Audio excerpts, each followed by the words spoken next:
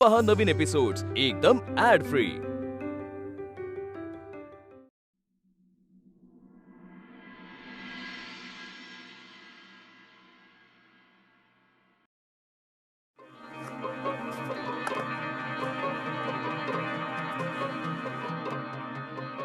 तुझा बॉस बोलतोय आतमध्ये.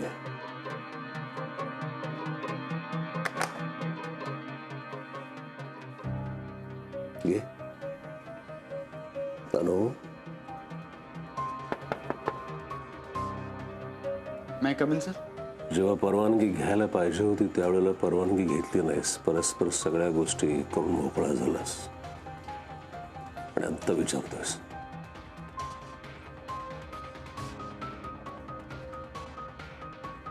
ये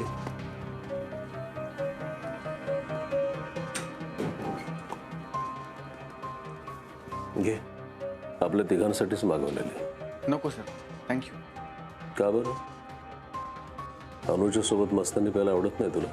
मँगो मस्तानी घे रे. मित्राचीच केबिन आहे, नवीन आलोय मी तुम्हा लोकांच्या मध्ये, आहे की नाही? आणि तसंही या केबिनमध्ये बसण्याची सवय असेलच की तुम्हाला. चुकीचा अर्थ काढू नका. कॉलेजपासूनची ओळख आहे, मित्र आहात, एकत्र काम करता येते. सो कधी ना कधीतरी इथं बसत असालच ना. घे रे.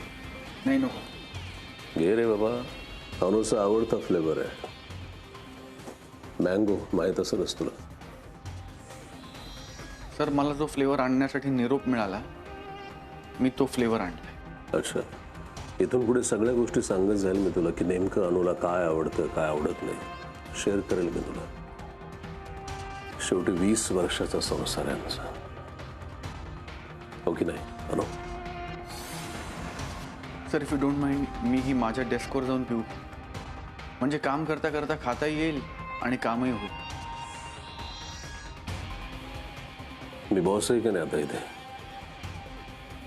पण मी नाही म्हणतो म्हणजे नाही. मिसेस अनामिका आकाश जोशी, बाहेर बसता का जरा तुम्ही? म्हणजे काम करत करत खाता येईल आणि कामही होईल. नाही, जरा आम्ही मित्र मित्र बसून बोलतो जरा इथे.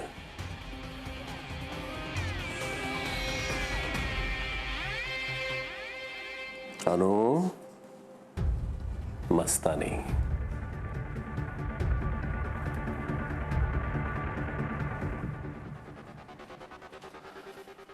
ये बाबा बस.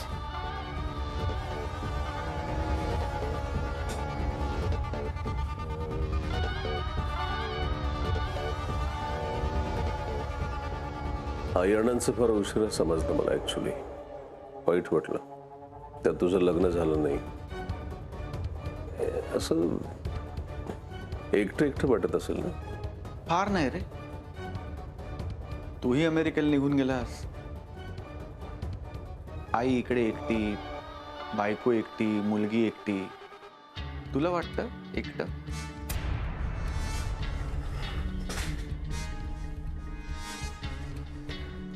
काय रे, आपल्या कॉलेजच्या रियुनियनला खूप मजा आली.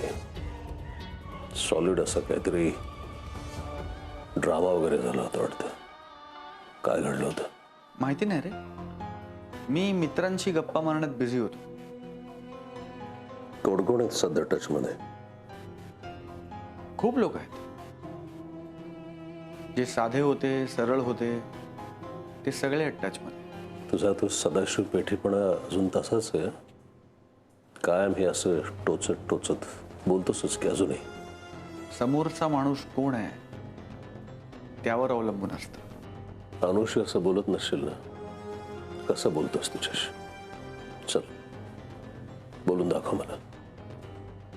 चलो कम ऑन. मी मुद्द्याचं बोलतो तुला. सौरभ, कॉलेजमध्ये असताना अनुच्या बाबतीमध्ये माझ्या मनात नेमकं काय होतं, तुझ्या मनात काय होतं, हे सगळ्यांना माहीत होतं. पण आता एक गोष्ट लक्षात असू दे. मी आलो मी जिंकला आणि अनु माझी झाली कायमची. हे जे एक सत्य नाही हे कायमस्वरूपी. म्हणजे होईल काय की इथे ऑफिसमध्ये एकत्र काम करत असताना आपल्याला जास्त सोपं असेल. आता होईल काय की 40शी उलटल्याच्या नंतर मग मी तुला मेमो देणार, मग दुसरी नोकरी शोधण्याच्या निमित्तानं तू बाहेर पडणार. बरं नाही दिसणार. तशी वेळ नाही येणार सर.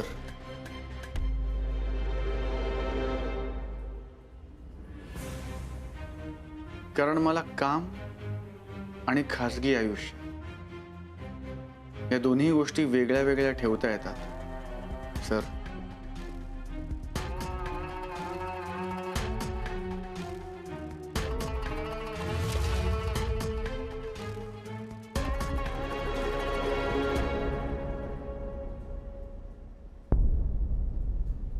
एकंदरीतच खूप मजा येणार आहे ऑफिसमध्ये एकत्र काम करायला.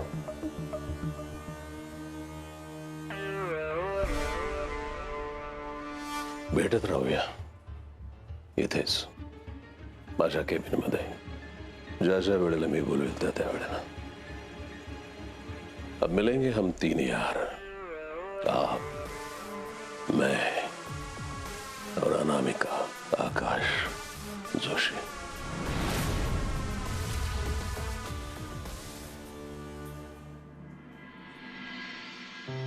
सचिन, ही माझी चिट्टा. हां मावशी सचिन. हॅलो. नमस्कार. या बारनीली मी लग्नात नाही आला तरी काही फरक पडणार नाही. फॅमिली मॅरेज अटेंडच केला पाहिजे, सगळं आपलं डोक्यातलं असतं. No no no no no Riya, not like that. Everybody was asking Riya कुठे, रिया कुठे. अँड यू नो, नम्या रम्माई ती मला विचारत होती सीद आला इथे, रियाची आणि सीदची भेट होईल का. यू नो, US मध्ये न्यूयॉर्कला व्हेरी डिसेंट जॉब ही आज. पण माझे ते चांगलं चालू आहे चिट्टा. सो व्हॉट, कधीतरी तर सेटल व्हावं लागेलच ना तुला. म्हणजे मॅरेज तर करावंच लागेल कधी ना कधी. आर वर्न्यू, इट्स नॉट कंपल्सरी. आणि मॅरेज केलं तरीच हॅपी असणार आहे का? त्याला बघा, लग्न झालं, आयुष्यात किती प्रॉब्लेम्स आहे त्याचं. सॉरी कुठे सॉरी. रिया, तू कोणालाही काही बोलतेस का? नाही ठीक आहे. सचिन इथे ये. ह्याच्या मोठ्या भावाने लग्न नाही केलंय. Don't tell me something like that. मला काही ऐकायचं नाही हे असं. हो ना, केक ऐक तरी. लग्न नाही केलंय but he is living with his girlfriend. ज्या लेडीवर तो प्रेम करतो ना, ते दोघे एकत्र राहतात इन सेम हाऊस. काय काय म्हणतात ते, जाऊ जाऊ लग्नाआधी एकत्र राहून पाहू असं. सी नाहीस ना. अयो अम्मा. नाही म्हणजे ते ट्रायल घेऊन बघतायत काकू. म्हणजे नवरा बायकोचं तर जुळेल एकमेकांशी, पण मग बाकी सगळ्या कुटुंबाचं जुळतंय की नाही असं. नाईस आयडिया ना. मी पण असंच करणार आहे. Don't talk nonsense Riya. प्राण पेरी कुट्टी वेडी मुलगी. तू पिऊन आहेस ना ऑफिसमध्ये. तू बॉसला ह्या अशा आयडिया देतोस. नाही आयडियाने मी दादा म्हणजे माझ्या भावाचं सांगत होतो. पण मला विचाराल तर त्यांच्या लिव्हिंगनी पण काय प्रॉब्लेम सुटले नाहीच आहेत. त्यांच्या आयुष्यात खूप प्रॉब्लेम आहेत. त्यापेक्षा लग्नच केलेलं बरं. करेक्ट. Good boy. नल्ला कुट्टी. ही करेक्ट आयडिया दिलीस तू रियाला. माझ्या साईडला की तिच्या साईडला? ज्यात तुमचं भलं होईल त्या साईडला आहे मी. आला.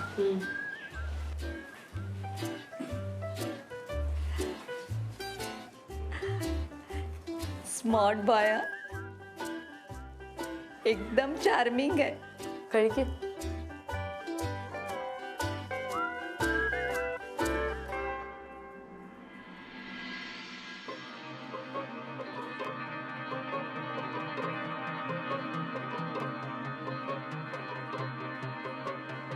Thanks lot Saurabh. किती डिटेल्समध्ये हा सगळा हिशोब ठेवला असतो. सर माझं कामच आहे ते. बऱ्याच जणांना असं काम कुठे करता येतं रे, पण नाही का. असा चोख हिशोब हल्ली फार कमी प्रमाणात बघायला मिळतो. स्वतःचे खिसे गरम करण्याकडे लोकांचा फोकस असतो. गुड.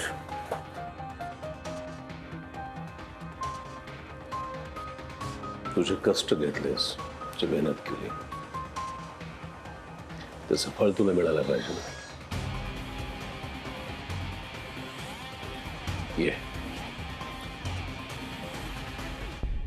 ये सौरभ. हॅलो गाईज, नमस्कार तुम्हा सगळ्यांना. बसा बसा, खाली बसा. एमडी असोसिएट ही तुमची कंपनी एक्वायर झालेली आहे. ही गोष्ट तुम्हा सगळ्यांच्या कानावर आली असेलच.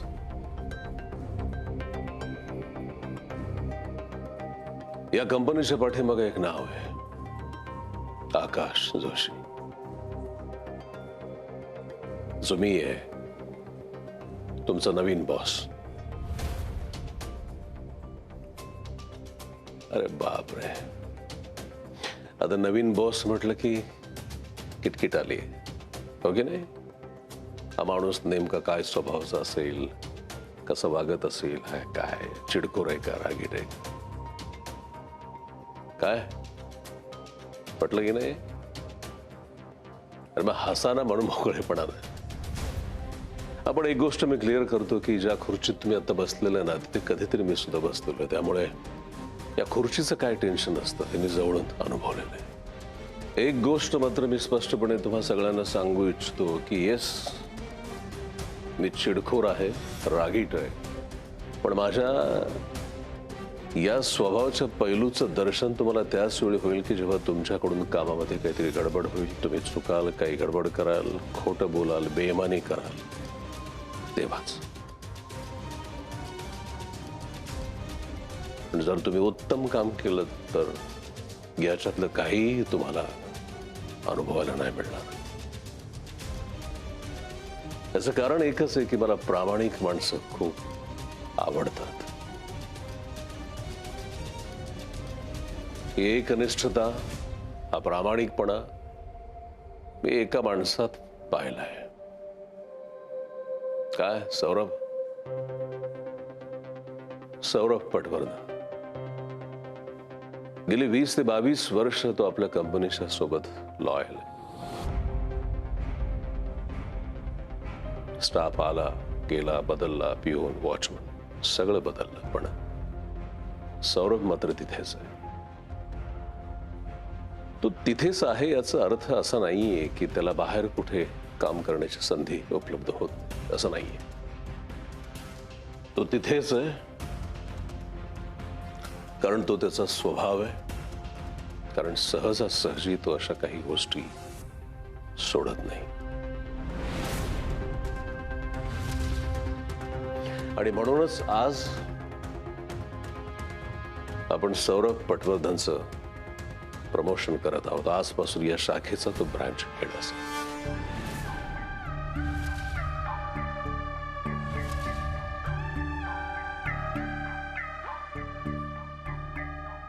ओके. एकबोटे सर, तुम्ही अनुभवाने खूप मोठे आहात, तुम्ही त्याला असिस्ट करा. ओके.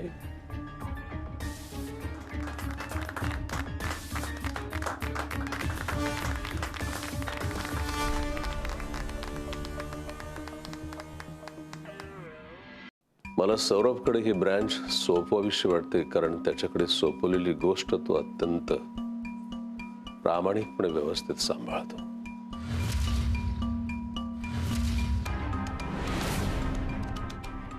गेली बरीच वर्ष त्याने एक गोष्ट खूप छान पद्धतीने सांभाळलेली.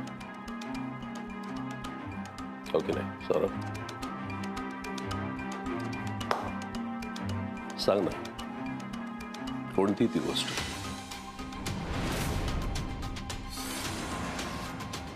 कम ऑन यार, हमारी यारी. कॉलेजमध्ये असल्यापासून आपण एकमेकांना ओळखतो, ही गोष्ट आपल्या स्टाफला कुठे माहिती?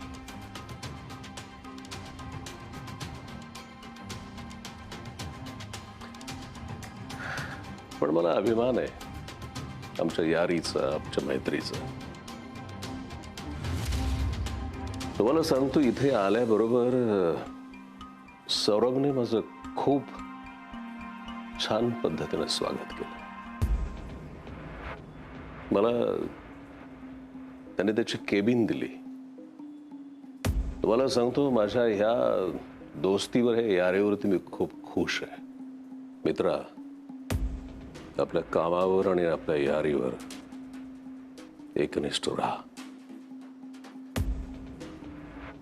राहशील ना? आणि हो, हे केबिन माझं जरी असलं ना सौरभ, तरी सुद्धा ते तुझंच आहे, तुझ्या हक्काचं.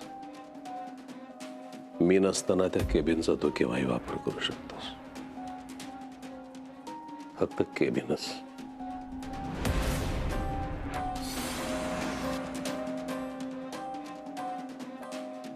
नाही म्हणजे काय, कॉलेजमध्ये असताना बुक्स, पेन, टिफिन शेअर करायचो. सो गाईज, तुमचा नवीन बॉस जास्त खडूस नसेल वाटलं ना तुम्हाला, है ना? चला कामाला लागा, हो की नाही?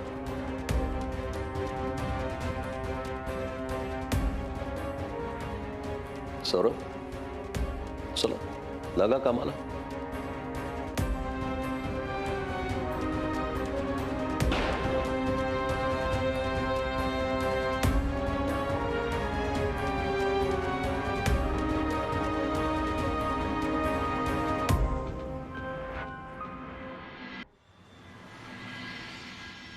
थांब राधा, काय झालं? कुठे गेली होतीस? बाहेर. ते मलाही दिसते की बाहेर नाही येतेस. सरळ उत्तर दे. 3 दिवस घरात नाहीयेस तू. कुठे गेली होतीस? तुला काय करायचंय आजी? माझं मी बघून घेईन. ही धर्मशाळा नाहीये. केव्हाही यायचं, केव्हाही जायचं, मनाला वाटेल तसं वागतेस तू. तुझ्या आईला चालत असेल, मला चालणार नाहीये. आणि मी मोठी आहे तुझ्यापेक्षा, आजी आहे तुझी. माझ्या प्रश्नांना उत्तर द्यायला तू बांधील आहेस. पण तसं मी मानत नाही. उगाच शब्दाला शब्द वाढवू नकोस. कुठे गेली होतीस ते सांग. नीलकडे. तुला काय लाजबीज वाटत नाहीये सांगायला? नाही, खरं बोलायला मला लाज नाही वाटत. तुझं काय डोकं बिकं फिरलंय? त्या हितेन प्रकरणातनं अजून बाहेर सुद्धा आली नाहीयेस तू, आणि सरळ सांगतेस नीलकडे होते. मग काय खोटं बोलू का मी? जे खरं आहे ते सांगते तुला. याच्यापेक्षा खोटं बोलली असतीस ना तर ते परवडलं असतं. किमान हे असलं गलिच्छ तरी ऐकायला लागलं नसतं. तुझा प्रॉब्लेम काय आहे ग? मी खरं बोलले तरी प्रॉब्लेम, खोटं बोलले तरी प्रॉब्लेम, घरी आले तरी प्रॉब्लेम, नाही आले तरी प्रॉब्लेम. कशाने समाधान होणार आहे तुझं? एक काम कर, तुला ते गोमूत्राची बाटली आहे ना, ती शिंपड माझ्या अंगावर, म्हणजे तुझं समाधान होईल. हा राधा,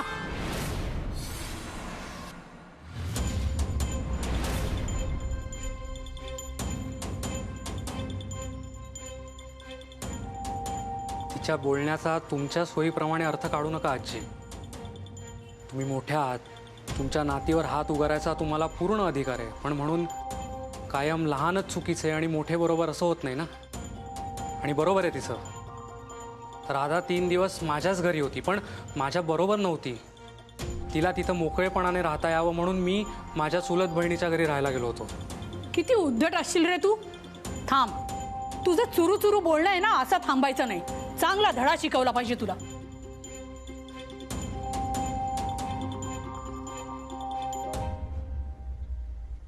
या लाटण्याने ना बरोबर झोडून काढायला पाहिजे तुला, म्हणजे चांगली अक्कल आजी, येईल. तू काय करतेस? काय वेडेपणा आहे हा? तू बघतोयस काय रे? तुला जराही शरम वाटत नाहीये? अरे हो, तुमच्या या माराला घाबरणं अपेक्षित आहे का मी? पण माझाही नाईलाज आहे हो. खरं तर मलाही तुमचा आत्ता खूप राग येतोय, पण माझ्या आई नानांच्या संस्कारामुळे मी तुमचा आत्ता अपमान करू शकत नाही. तुम्ही मोठ्या आहात, त्यामुळे तुमचा आदर ठेवायलाच पाहिजे. चालता हो इथून. नाही जाणार. हे माझ्या मैत्रिणीचं घर आहे. चालता हो, नाहीतर मी खरंच मारी नाही तुला. हो मारा ना, तुम्हाला हवं तेवढं मारा. जर मला मारून तुमचं समाधान होणार असेल तर जरूर मारा. बऱ्या बोलाने जातोयस की?